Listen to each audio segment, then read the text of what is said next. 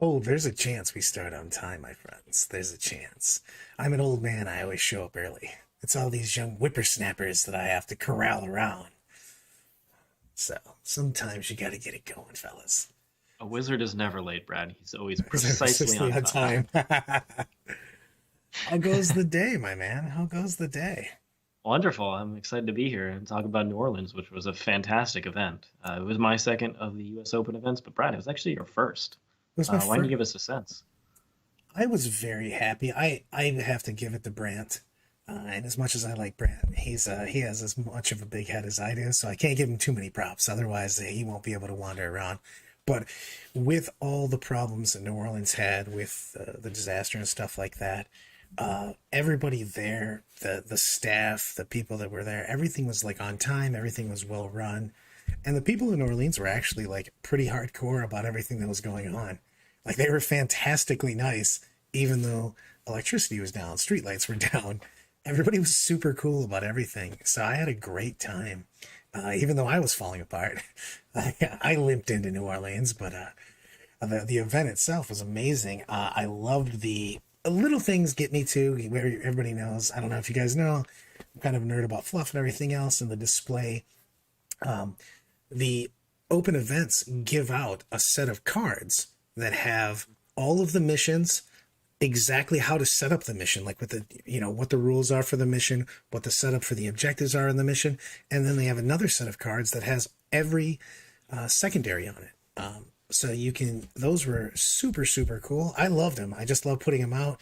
You knew exactly what you were playing. You didn't have to scroll through your book. It was like, here's mission 3, it's going to be this.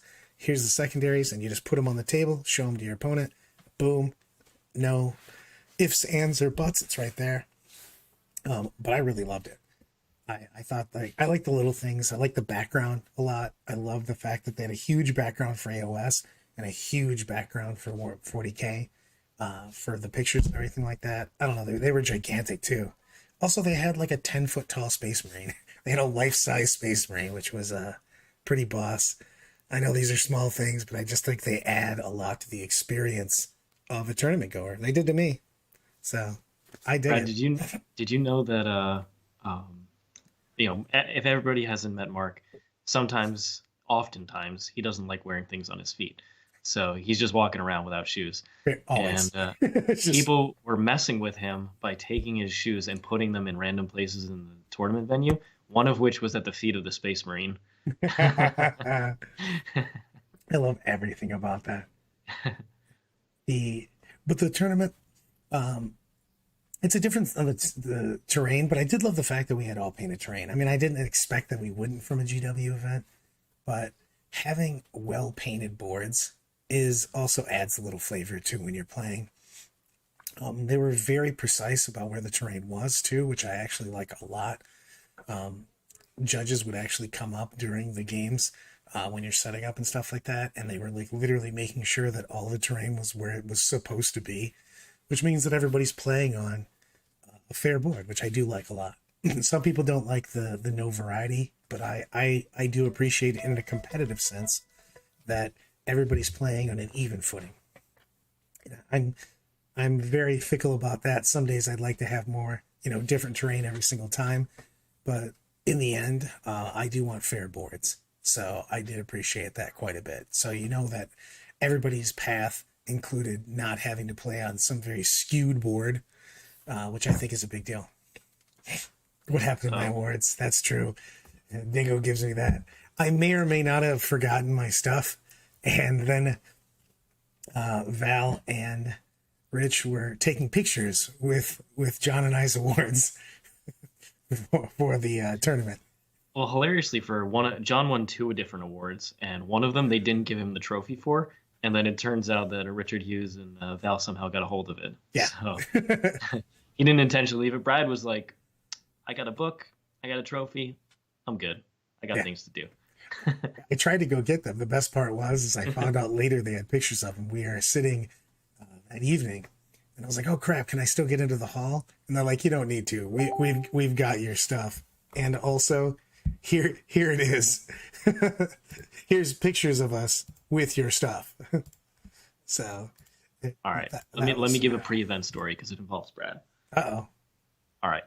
Nick is somebody who often takes extra responsibility. He's a generous man. He offers things. He offered Brad to use the Drukhari army so we wouldn't have to fly with one. It's very well painted, obviously, from Golden Globe Gaming. And, Brad would get a nice hobby track score as well. So great. That all sounds awesome. Except Nick did not tell the main part of the team, which is myself and Mark Perry, who were sitting at our house packed up for an extra 2 hours before John got back for us to leave. So we didn't know anything had to be, brought, any extra armies. Didn't tell us a single word. Apparently there was a secret group chat with it, which Mark and I were not in. And so we just leave. We leave, we drive. It's a 5.5 hour drive. We're about an hour in when Nick calls, and he mentioned something about Drukhari army. Now I'm not on the phone, but I hear in the back, and I'm like, there is no Drukhari army in the back. I know that for sure because Mark and I packed the back of the car.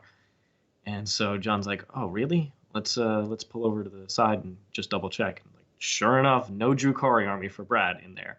And Which, by the way, they called me, and I'm like, now screw you around. But they called me a second time to go, hey man, we don't have an army for you. Also, would you rather play Knights or Black Templars? And I'm like, I guess Black Templars, but it would be super cool if I was playing Drukhari like I submitted. So anyway, we it's an hour away, so we'd have to drive back. We'd essentially lose 2 hours, make this a 7.5 hour drive. So we're giving calls to local people, making see if they can come up with an army for Brad. Nobody has a fully painted Drukhari army, and I was at that point I was like, I don't care what Drukhari models they have. If Brad has to play pure bunch of Beastmasters and fiends, Claude fiends, he's playing it. I don't care. But nobody had any painted Drukhari, so we were looking at knights, other armies, but nothing was ended up working. We'd have to like drive off the highway anyway, and then it'd be an adventure. So we're like, all right, we'll go back. Well, we go back. The army's right there, packed up, like Nick, said it would be, but unfortunately didn't tell us. And then we go ahead and drive all the way there. We finally get to New Orleans like 10:30. By the way, I did think until literally other people told me about this that you guys were just screwing with me, and you always had the army, and I appreciate you going back, but I always thought it was a joke because all of a sudden, like Hunter and a couple other people walk up to me and are like, hey man, did you end up getting an army? I'm like, well, wait a second. Was this a real thing? Were you really calling around? It was 100% real. You were so lucky that John was driving and he's a nice man. Yeah, an hour in, I might not have been that also. I'd have been like, well, Brad's playing Croup Mercenaries. We'll figure it out. So we finally get there, and we check into the hotel, and we're just exhausted. And Brad gets his Drukhari army in the morning, and he's setting it up on a makeshift tray that we found. And just to tease him a little bit, I had at the house taken one of the Chronos hold out. on, because this also is a pre-tournament on that. The tournament before, Nick had packed the army. And just he packed it both times. Yeah, sorry. First time, however, Nick just didn't put all 4 Chronos in, and also forgot some witches. So I played the entirety of the tournament with a base, basically, for Las Vegas teams. And also, I'm not sure how Nick packs models, but he has a beautiful army. But the literal bottom of the tray of the case looks like he just poured the models haphazardly into the bottom. It's just a concrete mixer of 40K models down there. You hate to see it because of the expensive studio commissioned army. Why it was an army that Nick is using is beyond me, but that's the reality we deal with here. And so to mess with Brad, I went ahead and took one of the Chronos out just to tease him and see what he'd say to Nick. And he didn't give it back to me until right before we start, by the way. So I'm like, sure enough, the round is starting. Brad's setting up his army. He's like, are you kidding me? I don't see the 4th Chronos. Did he forget again? He yells like across the room at Nick, who's setting up to do commentary, and Nick's just like, it's there. I packed it, which is a very trusting thing. By the way, you did again before our finals game as we're setting up. All of a sudden, I again have 3 Chronos, and I'm like, am I losing my mind? Where is this? I hit it in the dice bag that time. But Brad and his Chronos, you can never know where they are. Yeah, apparently. All right, Brad, why don't you tell us about your day one? Let's talk about this tournament. Day one, I had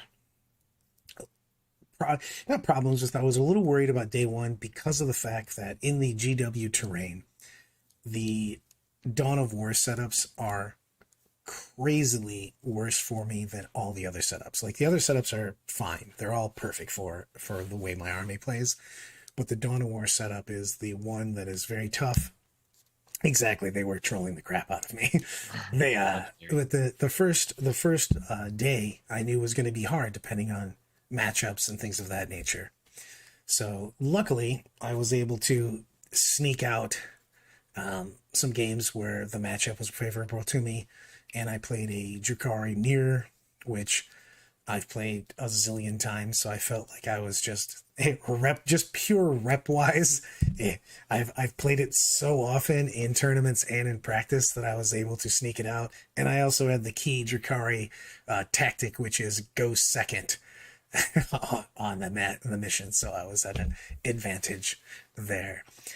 So I got through day one with some pretty good mojo, and I was happy that I got through basically the Dawn of War day. I was really afraid that I was going to be like, "Who'd you play day one on the Dawn of War?" And I'd be like, "Mark, John, and Siegs." Like it was a tough day. I'm gonna Yeah, go with sleep. random pairings, you could play anybody. Right. Who else have the same amount of wins? So who knows what you could play? We luckily avoided the Art of War matchups in the early part, but man, did they happen on day two. Oh yeah. But my day one, I ended up playing against a lovely sisters player round one, and I'm used to only playing against John's sisters, so just the absolute perfection that sisters can be played at with all the bodyguard shenanigans and everything. The my round one opponent did not have all that sisters experience, so I got a taste of sisters played. You know, I just show up at the table. I got my cool sisters models, beautifully painted. They're going to be doing these roles, but it was not the perfection that I'm used to. So the AdMech army just ran through the sisters, and man, do Rustalkers cut down Celestine effortlessly. That was a lot of fun. Heard that the Sacristans don't do super well if they're in front of the wall instead of behind the wall. Yeah, the Sacrosants were out in the middle, and I was like, man, please put them back behind the terrain. And he's like, he just wanted to. I don't. When you play people in the early rounds, and they tell you like, hey, first game I played in like 6 months. I've been just getting this army together.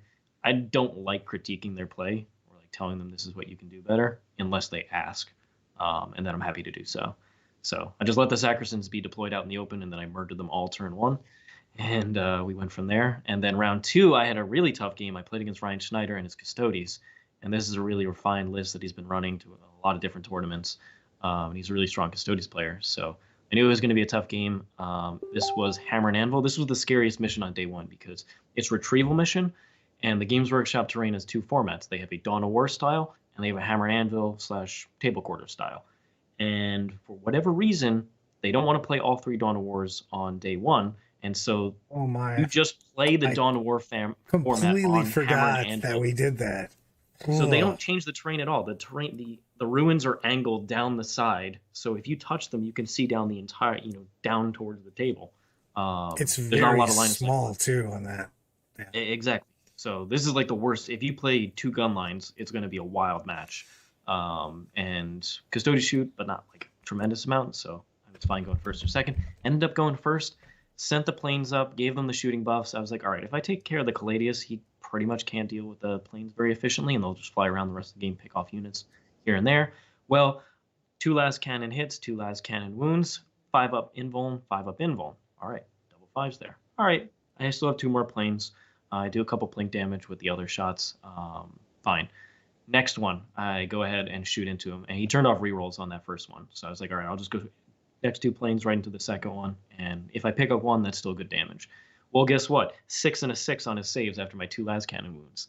All right, well, I'm not killing a Caladius tank this turn. Let's see if I degrade any of them. Nope. The last one was also bolt saved on the invulns. So pretty much turn one did nothing but set up for board control. And at this point, he was going to do a lot of damage to the planes in return with all that AP4 rerolling to wound against vehicles. Very, very strong. So he picks up two of the planes, and I luckily had a very good. He basically started the custodian guards, the Sagittarium guards, too far up, so I put the entire ranger brick into them, and one guy survived with one wound. And by turn three, I hadn't killed him turn two with the other two planes, with trying to shoot him away. So turn three, I flew the bomber over him, and I needed 1-4 up to just take him off the board, and it was a while we stand point as well. So the bomber rolled the 4, boom, get rid of the Sagittarium guard, deny 5 points onto the last. So And from there, this is part 1 of 2 in the games against oh yeah, oh custodes. yeah, I'll get there. I'll get there. So that meant that I had a nice advantage, but I wasn't able to kill a lot of Ryan's stuff.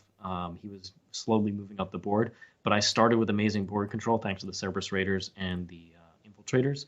So I was able to get a lot of points early, and that meant I ended up taking it 87-80.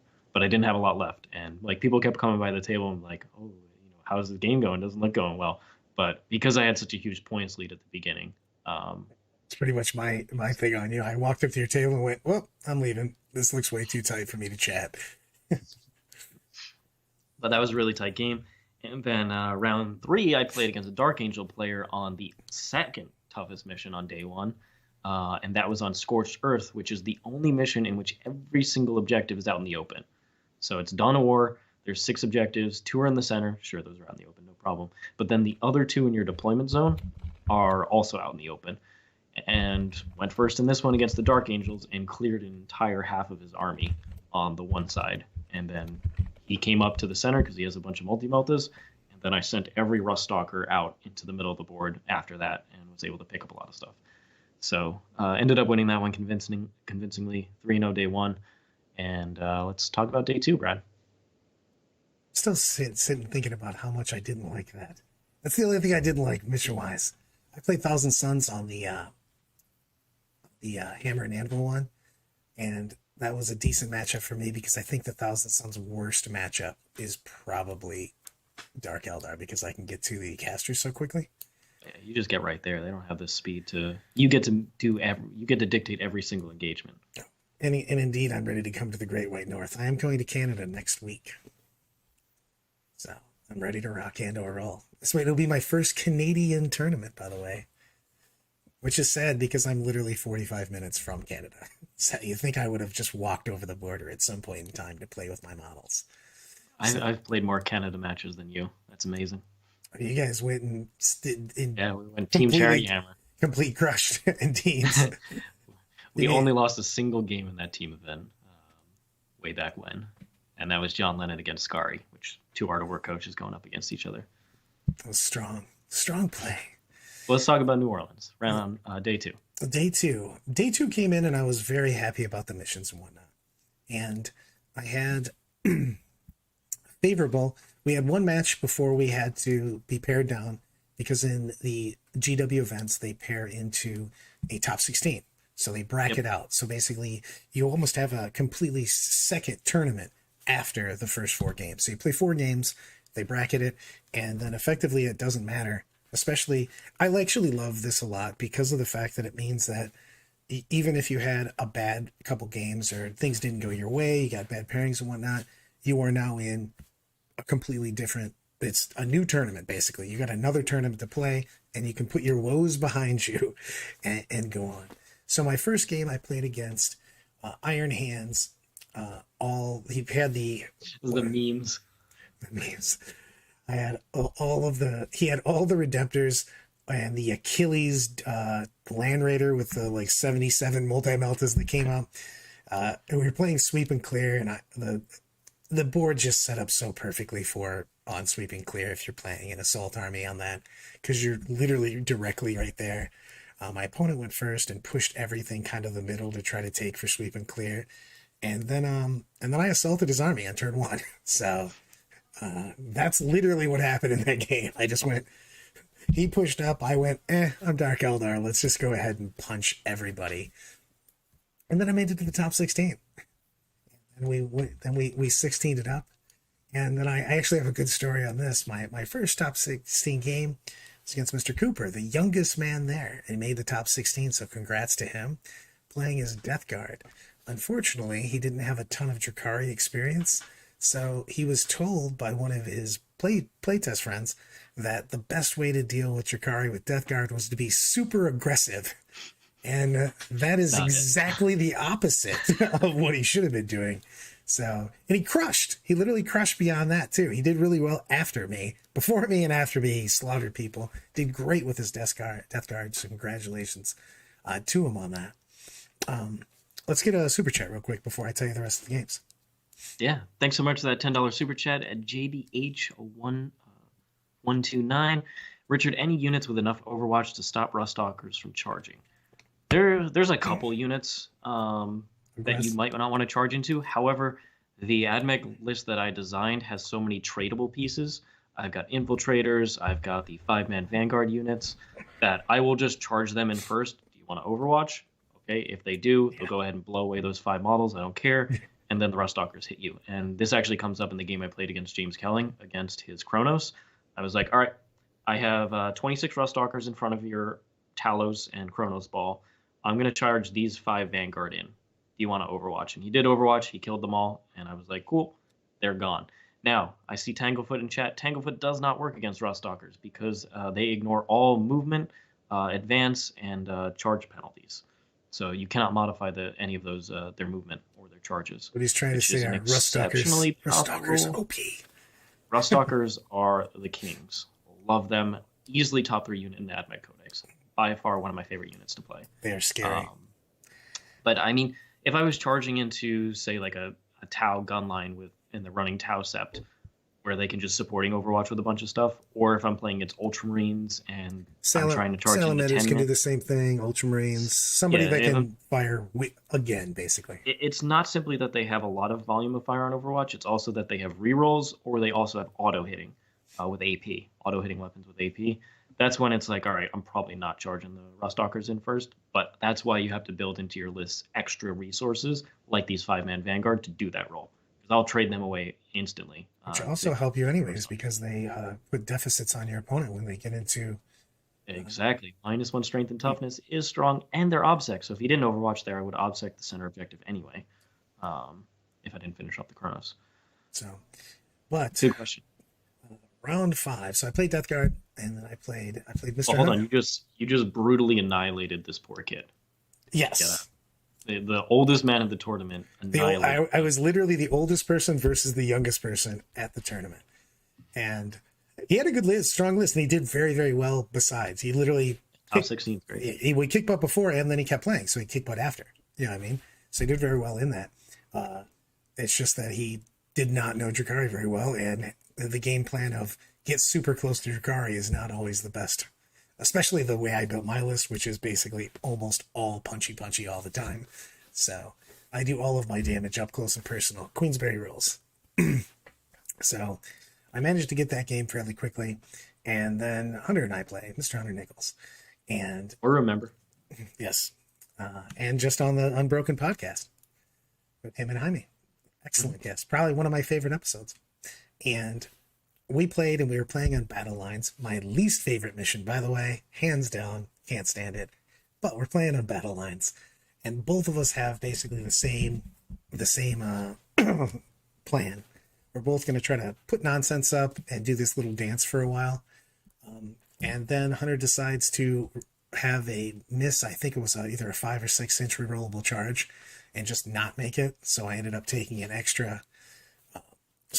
Basically, he doesn't get stranglehold, I get an extra objective, and I get a mission points. So it's like that charge is a 10-point swing, and he just kind of looks at that board and goes, all right, well, I'm now behind, so we're no longer going to dance, and just takes his army and just slams it up front and goes, figure it out. And drops the pod down, puts everything down. So I had to go get some wine because I was going to need some time to figure out a plan, because he had things like Woofin that fight on death, so I automatically lose a unit. He's got multiple fight last. He's got a 6-inch heroic intervention, and it's just there. And basically, if I don't kill it, well, he just starts soccer tossing the rest of my army. So I have to make this huge, giant combat work where I know I'm going to get interrupted at least once. And I was able to murder enough guys to put a raider charge and touch the characters that could have made me fight last. So he interrupted once, the Woofing killed some stuff. It was crazy. It was literally in one turn, both of us lost like 60 models. just back and forth. It was just a bloodbath. But I was able to pull it out in the end because I limped in a little farther than he did once we basically murdered each other's armies. I had the cheaper stuff, basically, is what happened. After the smoke cleared, I had a couple units left, and he had just the back units left. And we're like, all right, I guess, I guess instead of playing a dance game, we're gonna immediately punch each other in the face as hard as humanly possible and see what happens. Luckily, I had a couple more. I brought a couple more guys with me because Dark Eldar like to cheat. They always fight everybody in the alley 10-1. So tell me about your day one, your day two. Sorry, I time traveled there for a minute, which I'm known Was that to your do. round 6? That was my round six. I went. All right. There was one, two, So three because I went Iron Hands, Death Guard, Space Wolves on day two. gotcha. All right. So my day 2, once again 3-0. You need to win that 4th game to guarantee top bracket. You could go in 3-1, but you have to have a lot of battle points. Too much risk. Too much risk. So just win your game, and you know, basically, what was the mission? Remember the mission? Sweep and clear was round four. Sweep and clear was round 4. All right. So who did I end up playing against? I ended up playing against Orks. That is it. Really lovely guy from Team Texas. He's running 2 Wazboom Blaster Jets. He's got a bunch of Squig buggies. He has tons of buggies all over the place. And I'm running my AdMech list that I tailored to try and beat Orks because I think it's the toughest matchup that AdMech has right now. And so I brought the planes and had the -1 damage on my Stratoraptors and ready to pop smoke screen when I needed to, and just praying that I go first. And guess what? That go first hand was still going strong. Day 2, so rolled the die. I think I rolled a 6 on the Art of War dice, and he rolled like a 1 or 2. Going first, I went ahead and popped all the offensive buffs and started off with blowing up his Wazboom Blaster Jet, which exploded. And it was in the middle of his entire army. And so every single buggy unit took a minimum of 2 mortal wounds. It's a nice So way to that was start. it was a great way that to is start. by far the most dangerous thing in his army to you, because that thing has 2d6, strength 9, 3 plus d3 damage guns. Yep. That And it's can blast. Yes, and well, it's the biggest thing is those are just vehicle picker uppers. If planes get hit by those, they just immediately go, "We're gonna land now, face first." Yeah. They're exceptionally scary. And, when Orc players are rolling D6s, they're all 6s. So I didn't want to mess with that at all. That's the first target. Got rid of that. And then I started picking on the Mega Scrap Jets because they are the second biggest target with that flat 3 damage and the sheer volume of shots that they have. So I picked up a couple of those as well. And then to finish it off, I killed his truck because it had a bunch of truck boys in there and I didn't want him contesting my objectives on the next turn. And I had a scary war boss. So slowed the war boss down by a turn. Knew he wasn't going to pop the advantage That's a charge. significant on that too, because of the fact that they're truck boys. To tell everybody, they can literally go 12, get out, and then assault. So you're looking at it. I'm So like, no. yeah, you're like, I'd rather have you move 5 than move 17. Seems better. So I got rid of that, killed the boys with all the small shooting that I had from the bomber and such. And then the boss was just kind of standing out in the open. I'll wait until he comes close and then Rust Stalker him. So awesome, great first turn. I pretty much from there I'm in complete control of the game because Stratoraptors just don't die to his army. And the Taraxi finally came in, cleared out his backfield, and I took a pretty convincing win there. Then in the next round, so we cut to top 16. I'm the 2nd seed, tied with Joni's Thousand Sons, same amount of battle points. And then Ryan Schneider at 3-1 snuck in and got that 15th spot. So guess what? Back-to-back U.S. Open events where I play the same person twice. In the first one, I played Will Taylor's Drukari twice. I played him actually round 4 and round 5 back-to-back. This time it wasn't back-to-back, but still playing Ryan Schneider's Custodes twice. And I knew it was a tough list. It was a really close game the last time. This time it was on Vital Intelligence, which is an army where I can try and pick him apart. It's a hold 2, and Custodes don't have a lot of resources. Ryan played a little differently this time. He didn't really reserve much, so I didn't have to screen anymore. I didn't have to screen my backfield, and let me push more trading resources into the middle of the table. And I was able to hold my 2 objectives on the bottom side long enough while pushing his that I crippled his primary. And this game was not quite as close as the other one. So I ended up winning pretty convincingly. What was the final score on that one? It was 74-20 with paint. So Yeah, the he got second some. match you went boss mode on that one. Yeah, I was like, if I can't, I did actually kill stuff this time. I also went first once again. And then round six, Mr. Mark Perry, the scariest list in the building for me personally, because he's got the Wazboom jets, he's got all the indirect, and it's an army that just puts out an absurd amount of firepower. And if I lose too much turn one, I'll pretty much just lose the game. Especially with the fact that he has blast weapons and you have larger squads and whatnot. With Yep, that AP3 on that on the speed speed walk. walk. Ooh, Yep, ooh. it's just a devastating list. Mark had already beaten John on stream, and yeah, you know it. This one was on stream as well. So we set up on stream. Mark sets all his army up. I set mine up, and we were playing battle lines.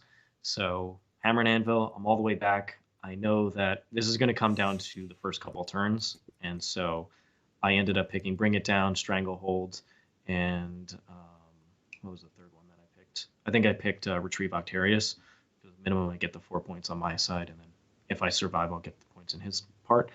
So I roll the die. Oh, Mark rolls first, and he rolls a 2. And I'm like, oh baby, I got this going first once again. And then I rolled the 1, and it was not going first, and I was about to take this Orc army to the face. So Mark flies up both blaster jets. He fires every squig buggy. He gets the +1 hit immediately by killing a Cerberus Raider squad.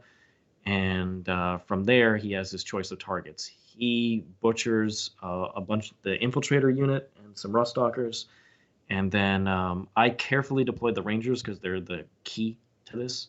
Because I essentially after Speedwalk, his whole army is pretty much AP 1 and 2, so I can just ignore that and give them +1 save from the thrall net. Put models in cover, so I'm taking 2-ups against him. I need this unit to survive, so I put it in the dense cover forest in the back of my deployment zone, out of any squig buggy range. Didn't want to mess with that, and they just sat there. Luckily, he flew the planes up, so when I got to go, I popped every offensive buff on the ranger unit and picked up both planes with the single unit, which let my Stratoraptors then go after his scrap jets. Mark also played relatively aggressively, so he had stuff in the middle of the table, and I knew I was going to lose all my board control the next turn, just due to the amount of shots he had. So I threw everything out. All the Rust Stalkers went out, everything, all the Cerberus Raiders that I still had remaining. And on my home objective, I only strung back Cerberus Raiders there. I wanted to force him to at least shoot them. I knew I was probably getting a 0, but I needed the Rangers to survive one more turn. So they were staying in my backfield in that forest, not messing around. And that ended up working. I got some extra charges thanks to the Rust Stalkers, killed a couple extra buggies than I otherwise would have. And Mark retaliated, killed every single piece of board control that I had. Luckily I reserved 2 Vanguard squads and the Taraxi, so I had options for retrieve and OPSEC late game. But he killed everything else. Every Rust Stalker was dead. Every Infiltrator was dead. All the Cerberus Raiders dead. So I had Rangers, characters, and the 4 planes, and then the 3 units in reserve. So I am fighting on fumes here, but I get another turn, and at that point, I pick up pretty much all of Mark's board control in return. So he has a bunch of squig buggies, which are now only AP2, and the Ranger unit can move up the table, and I'm able to start picking away at his remaining stuff. And he just doesn't have the tools to deal with the Stratoraptors, except for some random smash a weapon in the Burner Boys does 6 damage to a plane, and then he's able to plink damage it away, which only Mark can ever do. So he kills a plane randomly, It but is it wasn't one enough. shot. It's one shot, one hitting, -1 to hit, 1 wound, and then it's AP4. I So love the fact that Mark save. has it in there because no one else would have confidence that it's Yeah, just one and then he rolled random the 6 die. damage, and I was like, the plane should just never die, but it didn't matter. I did enough damage, and he had no answer to the Ranger Brick. Was going to move up and just give me 15s every turn because I was able to shoot him off the objectives as well. So ended up winning that one, but boy was it scary going second. That was a really tight game, and that was my day 2. So played some, once again, really tough matchups. Not a lot of gimmies. Heading into day 3, which was going to be the semifinals and the finals. It's myself, Brad, James Kelling and his Drukari, and then Joni Velasquez and his Thousand Sons, all undefeated, trying to win the event. So, Brad, tell Which, us about. so for Art of War, this actually was probably the best matchup possible because I actually think each player had a better chance against the other player, is matchup wise. You know what I mean? going forward. So I was pretty happy about that. Thousand Suns wise, it was a great matchup for me with priority target. I was able to put basically my entire army set up, moved up behind the two pieces of obscuring, and then on turn two, I decided to make the brilliant tactical decision of I'm just going to charge your army, like the whole thing. And advance and charge is really, really good when you do that. I also rolled halfway decent on that. We didn't have any one advances, so I got really deep into the army and was able to grab all the sorcerers and whatnot. I was able to pick up so many characters on turn two and just touch all the dreads. So the game was pretty much settled at the bottom of two on that, just because I had been able to pin him in his backfield and pick up so much of his psychic power. So that game went super quick, unfortunately, for Nick and Paul when they had to, excuse me, when they had to talk over this and get over our games. Both of our games were very, very quickly in the way that they turned out. And side note, a great game between John Lennon and Jaime Paris was going on, and they literally took the cameras from my table and went, "Your game's dumb, apparently. I was not engaging enough," and took them over to that game to get a better view on that exciting game going on. Yeah, But I mean, that's why they do the tripart stream setup, so that if any of the games end up going too early, finishing early, they've got that extra one. And they picked a great matchup: Jaime Space Wolves versus John Lennon's Black Templars. yeah, Was a really good one. that was a That you fantastic. can check out on The World. Thousand Suns Dark Elder game is one of those games where either person is going to be it's going to be fast though, because I either have to commit really quickly, or he ends up getting with duplicity being all over the place, doing a lot of damage to me with mortal wounds. Dark Elder don't have a lot of just wounds, except for the MVP in this particular game was the Court of the Archon, who just basically first turn had grabbed some things and just spread out and went, "I will accept all psychic powers with our field opening." So they grabbed some things, got psychic, got shot off the board, but they basically 135-point unit effectively just took the damage from the Thousand Suns to the face and just went, "I'm okay with that." Why are they 3 wounds? Like, I don't understand. I think that you understand perfectly that that's how they should be and always should be. 3 wounds. Broken. You're So playing AdMac.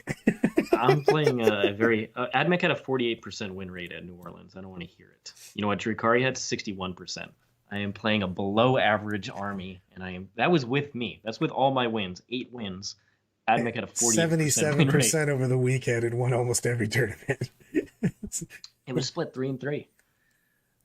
I'm blaming the Europeans for taking advantage of their light terrain. New Orleans is fake news. That is true. I did get some crap about that. So anyway, I looked over at Brad's table at his turn two. Brad's entire Jukari army was in the Thousand Suns deployment zone, and there were no Thousand Suns models.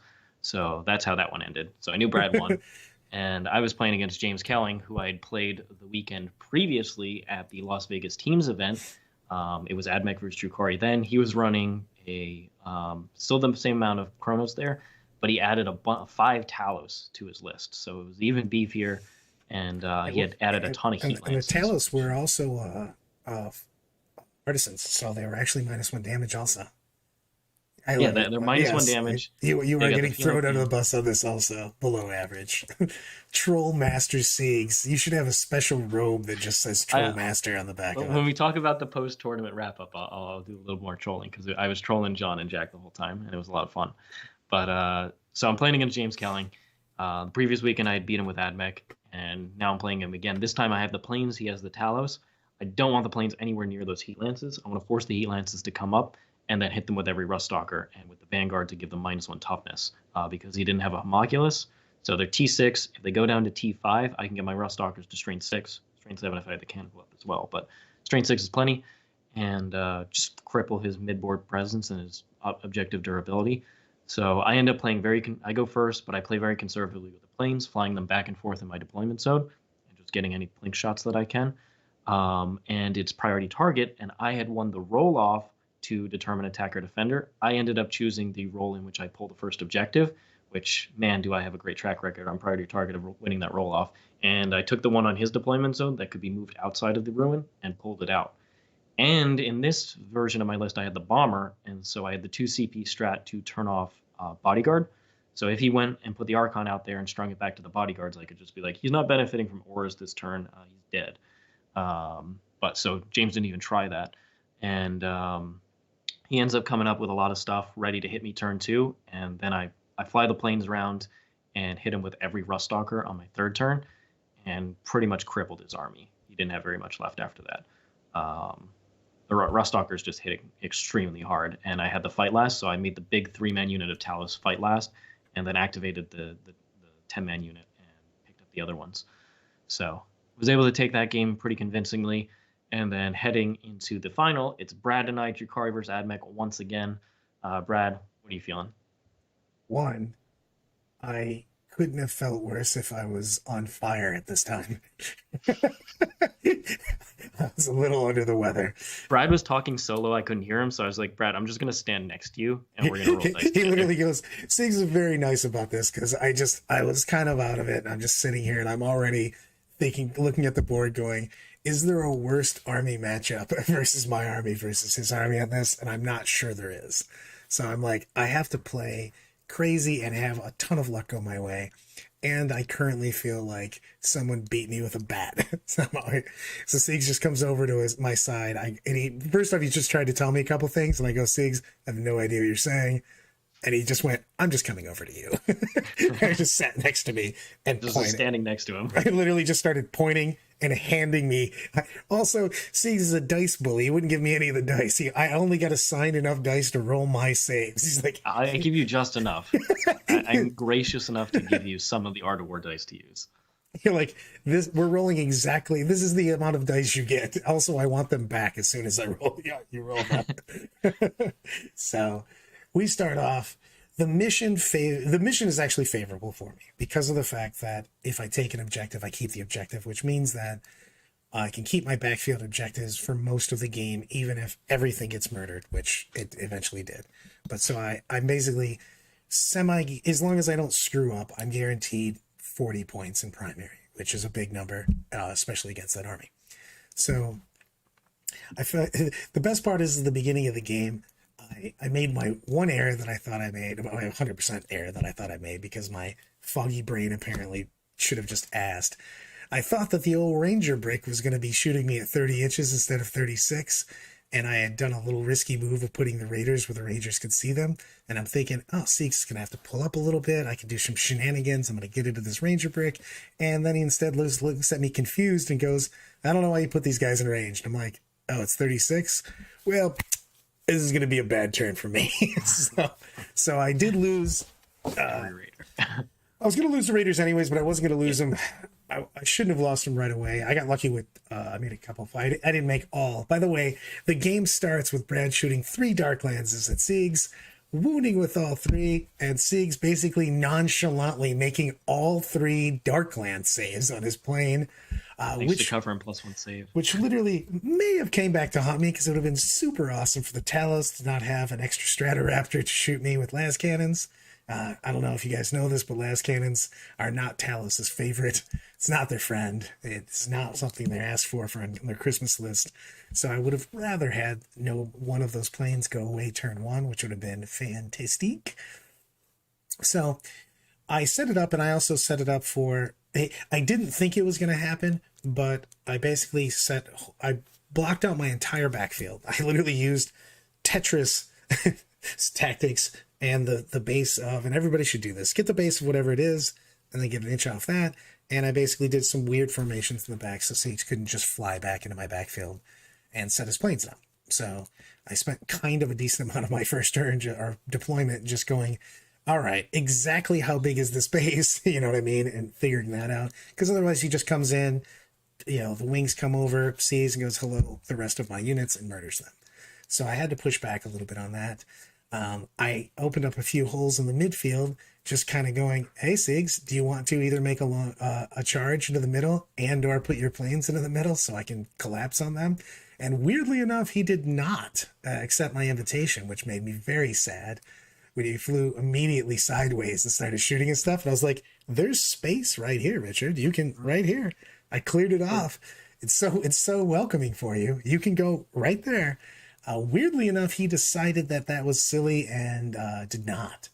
So the first turn went about as well as I thought it would be, or exactly how I thought it would be, as far as what could happen. Then basically the heat starts turning up in turn 2. That's when the game pretty much started, I guess. Turn 1 kind of went, "Are you gonna make any huge major errors?" And you went, "No," and I went, "All right, cool. I guess I have to now play more. I have to play more now." What were your thoughts going into this? By Can the we way, talk about Nick? Can we talk about Nick on turn 2? oh my god, So Brad goes for some charges with the succubus and the Hecatrix blood brides. They go in and kill some stuff, and what ends up happening is Brad has the decision: does he use his section consolidate to tag an OPSEC unit? And Brad's going for a try and reduce primary here. He comes in, and then he's like, all right, no, I don't want to do that. That's silly. So, because obviously they're going to pile in, move on to the objective. Well, Nick comes around and he's like, Brad, why didn't you do that? And Brad's like, look at this. And Nick's like, yeah, you go ahead and trap the Rangers, then the Vanguard, and then he has to charge you. And it's a whole thing. And I'm like, Nick, I just pile the unit onto the objective. yeah, I literally lose 5 points. That's for no reason. The whole and then reason I charge him with the Rust Stalkers anyway. I was going to say, the whole reason I went in there was to negate 5 points, to put C's on 5 points in the primary. That's the entire reason I went there. I'm like, I just lose models for nothing if he gets to pile into the objective. So we were like, I look and go, why would I do this? And you're like, you never would. I'm like, go away, Nick. So that was his excellent commentary, and I'm sure he went back on stream and was like, Brad's being a total knucklehead and not doing this. Like, come on. So then, but overall, I felt good on the mission. Going second, love going second on there. I have a potential 15, so Brad does have to come and start that was a huge deal. A couple people were like, "Oh, you got to go first." I go, I super didn't want to go first. The game gives you auto get a 15 at the end of the game, which means I'm effectively playing 5 points down. You know what I mean? From there. And then I had automatic secondaries too on top of that. So there's no like leeway of messing around with that. So you have to go for the primary plays. And Brad did a really good job doing that. Now, I'd say, what was it? Turn 3. Yeah, turn 3. My whole plan is Brad comes up in the middle. I kill as much as possible in the middle. And then I go into his backfield on turn 3 and clear that. And then I have the Traxi come in and start walking on the objectives back there and taking them down. Well, I started shooting, and then I realized that the Traxi were still on the table, still on my tray. And I was like, oh, damn it. This is my whole plan. We were in the assault phase almost by then. Yeah, like I had gone through the shooting. You just shot everything. And I was like, yeah, that was going to happen. This is going to be a lot harder. And Brad was like, just put them on the table, dude. Put them wherever you want. And I was like, well, if I do put them on the table, I'm going to put them back here where they're not doing anything and have to win this game the hard way. So I ended up putting them on my literal back edge, and they didn't do anything. And from there, just had to play the game as best as I could. Brad's charging all the characters. He went in with a play for the Hellions into the plane, and man, chaff launchers are good. I literally went in with the Hellions. Like every CP goes into that. Yes, I popped. Reroll all wounds. I went in. I flamed it with the Chronos first. I shot and flamed it, and I got that stupid thing down to 1 wound. And that's actually a big thing on that though, because I would have had another unit. I could have done just a little bit more. Those planes not being dead, turn 1 and then that turn caused me so much damage because you pop the strat to active full, active full, and that was just a dumpster fire because that one plane picked up somewhere between 10 and 11 guys in my backfield because I no longer just had anything there to stop that backfield at that point in time. And then honestly, that other Hellion unit should have been used to charge them as well, because it ended up doing not a whole lot on the other objective. Yeah, the thing is that I bounced a little bit. They were already on the right side though, so I didn't know how valuable it was, because the problem was is that I was always going to be charged by the rust stalkers, and I didn't Yes. want to give you a 2 for 1, because you had to spend resources over here, and if I had nothing over there, because the rest of the Hellions ended up picking up another Vanguard squad, so you had less things to take the objective, and then I was able to. Then one of us, I'm not going to say whose name, but it rhymes with Stitcher Riegler, got greedy on me and wanted to murder everything with his rust stalkers. And then after dumpster firing Shadowfield saves, I mad maxed up 5 5-up saves. So my Shadowfield apparently is pointless because I made one. Yeah, it's like don't even take it. Don't even take it. Just take the 5-up. Just take the 5-up and just screw I'm it. just good. So You honestly could have. It would have been funny. yeah, because I made one, like I said, and I was able to kill that entire rust stalker unit with by the way, I'll give Nick credit. The only time I fought twice in the tournament, basically, I think. And you rolled a 2 on the Jin Blade. You could have actually killed him there, which Yep. would have been hilarious. Because I rolled a 1 on the other. You were like, hey, you didn't roll the last, because I fought one turn before. You're like, oh, okay, I owe you a turn. Yeah, I rolled a exactly. 1, and then I roll another dice to get a 2. I was like, ugh. And he was able to take another because he went down and killed your character, which gave another 5 points, which didn't really matter because you could have towed a ranger in anyways. Yeah. But at the end, it was just such a tough game because when we were playing, and we talked about this a little bit. By the way, the precursor to this was I felt really bad, and I thought I had a bad match against Siegs, and I don't mind losing to my teammate. I don't want to lose. Don't get me wrong. I was trying to win the crap out of this game. But I was like, I'm just going to go home. And John comes up to me and goes, if you leave early and take a plane, the internet will set you on fire forever and not playing in the finals of a GT major. And I was like, you got a point there. So Yeah. It's also a good mission. It's a good high scoring mission. There's plenty of opportunity. it was good for me on that. Like I said, being able to take the objectives and keep them is a big deal in that mission.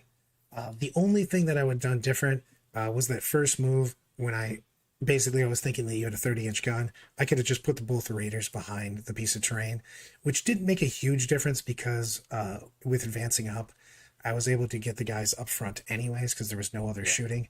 So it didn't change a huge amount, but I could have made a couple more. It could have been worse if the Ranger unit had picked them up, and then I had the planes to shoot at the infantry as they came out. But you ended up making enough saves that it forced extra fire into them. Right, exactly. So that was probably the only thing I would have done in hindsight different because I looked at, like everybody does, like the Unbroken podcast, shameless promotion. I relook at the game and go, what could I have done differently? I know you were in the game too, whether you wanted to fully pile in and consolidate the Hecatrix Blood Brides too. Yep, I could have grabbed in there, and I still. Do you think you should have? Yes, maybe. That's literally a coin flip. I'm convinced. The Vanguard put out a whole bunch of attacks, and your -1 toughness. No, that was the thing, is we were back and forth. Both of us were. Tell you the truth, it could go bad. Yeah, you were sold on not doing it, and I was very coin flip on whether it was, because I did take a decent amount of damage. The thing is that you did get when I first put in the Court of the Archon. I think that's one thing that but I can't think about that, is you were able to. Basically I wrapped a model and you wrapped 2 models and you ended up losing exactly 2 from morale, which in hindsight I could have just been super cautious and left the entire court behind the wall, but I got a little greedy because I was trying to get that wrap off because I was on the objective. Definitely. But I still think I would probably do it because I think you have to, in a match where you're not favored, you're not YOLOing in, you know what I mean? You're not just pushing your army willy-nilly, but you do have to you have to take some risks, because we looked at the game when we got into turn 2 and 3 and we were looking at the game, and I think Hughes and somebody else came up and they were asking how the game's going, and I was just kind of staring at it, and they're like, well, what can happen? I go, well, these are all the things that are going to happen. Some things can go back and forth, but in the end, Siegs is always going to be somewhere between 2 and 3 points ahead of me, because of the end he gets a 15, and the fact that you have eradication means you get an auto 15 there. I got some strong scores because I 15 Stranglehold and Direct Assault every turn. So it was one of those where I was destined to be very, very close, but as long as you didn't do anything, out of the wildly badly, Yeah, it's the nature of no prisoners too. Like you have to come kill me. If I Right, just sit there and get my points, you actually lose by a lot. right. So, So I knew I but had. it made the game interactive, and Well, people really enjoyed it. well, that's the thing is though. I think that I was never going to win a game if I didn't take something like no prisoners, though, in my opinion. Yeah, if you took retrieve, you get 4 points on it, and that's worse Right. than you got. Exactly. I got 8 on No, I totally understand. no prisoners, and it also means that I have to, because we were talking about this before. I really think that while I'm usually not a big fan of kill secondaries, you have, if I don't kill, basically if I don't kill the Ruststalkers, the Infiltrators, and the Raiders, I'm losing by a million. So Yeah. I might as well take that in the first place. So I thought that was the way to go. And the problem is that it was tough on that, and you just decided to not make mistakes, which made me sad. They should have fell for some key traps. I mean, I literally did like Wile E. Coyote obvious ones in the first couple turns where I'm just like, Sigs, if you want to go right here, like my Cronus is right there, and you're looking at me like I can make this charge, and I'm like, I know you can, Sigs. I've cleared a spot up. If you'd like to come right here, Siegs is trying to psychologically bully me on this. You know those guys can get charged by me. I'm like, I'm well aware that those guys can be charged by you. If you would like to send in your Fight Last Ruststalker unit into the middle of my army, I will clear a spot off. There's a plate on the table right there for you, buddy. And you were like, yeah, I'm gonna go ahead and wait behind this wall. See how this works. Let's just see how this works out for me. I was like, yeah, cool. But yeah, I mean, New Orleans, another excellent event by Games Workshop. I've had a lot of fun at these events, and there's been pretty much new players every single time. There's like a couple people who have traveled to both events, but by and large, it's a lot of local and regional players at each event. So you get to play a lot of new people each time, which I really like. This is true. I love everything about chat, by the way. I got so excited about telling a story. I didn't see some of these. Both of us appreciate the fact that the finals were better for us being in them. I actually thought we put out a great game. Tell you the truth, I thought it was a really well played game for both of us, because there was so many threat. I actually think the game. I wish this game was like one of those where we got to talk a little bit more about why we were doing stuff to people if we were mic'd, because there was a lot of, I'm doing this to stop a threat, and Siegs is doing something else to stop a threat, when you don't even realize what we're doing unless you say it. Just because of the fact that most of it, we're just setting up. If you go here, you're going to get smashed, and I know this, and I have to counter. We're countering the counters without doing anything about it. You know what I mean? So we're just constantly. That's why I wanted the Blood Brides closer, because it meant I get to fight you without having the recourse of those Slits and Urgles making a charge the next turn. Right. I would have much rather that. And so I was able to clear out a lot of stuff with that, and I think that the nail in the coffin was the fact that I didn't kill those planes, and you got to go back. But the move blocking turn, they just kept going. The move blocking turn was just huge. If you wouldn't have committed that turn, I actually think that if you played very cagey with the planes one more turn, the game goes heavily in my favor. That move block turn was just yeah. I just put them all out there, and then it is pretty much impossible around the fight last as well to make charges in anything useful. Right, because you funneled me into having to fight last, which just means I die. You know what I mean? Yeah. It doesn't matter. Succubus is just dead. Right. So I can only go one way, and if it wasn't for that move, I still think that I actually think if you don't play that good play, I could run away with that game. So I was hoping that you were going to take another turn to just screw around, basically. And you were like, nah, let's go ahead and make this not happen. So then I went all in on it, and then I came just a hair short. Games Workshop did not allow the After Dark objectives, nor did they allow my non-Avadi objectives, which is unfortunate. They should have definitely let the After Dark objectives. How can they not let the Nick ones be on there? Nick is bought and owned by Games Workshop. That is a good question. Is it on the GW? Where is it on their Twitch stream still? It should be listed as one of the videos you can watch. Yeah, you can go back and watch any of these games that we mentioned on Warhammer TV. You might have to scroll back 2 weeks, but they should still be available. I think they made a lot of their VODs free over the last year, so you should be able to go back and rewatch them. It was actually a very, very fun game, to tell you the truth. If I wasn't feeling like I was going to die. I love it. It's better to hear Brad's smoky voice than an announcer. The game was very well. Siegs, you're just good. You got to stop playing the best army. You got to stop being the best person with the best Hey, army. you're playing the best army. I'm playing Oh, shut 48% your win rate army. literally. All right, the story.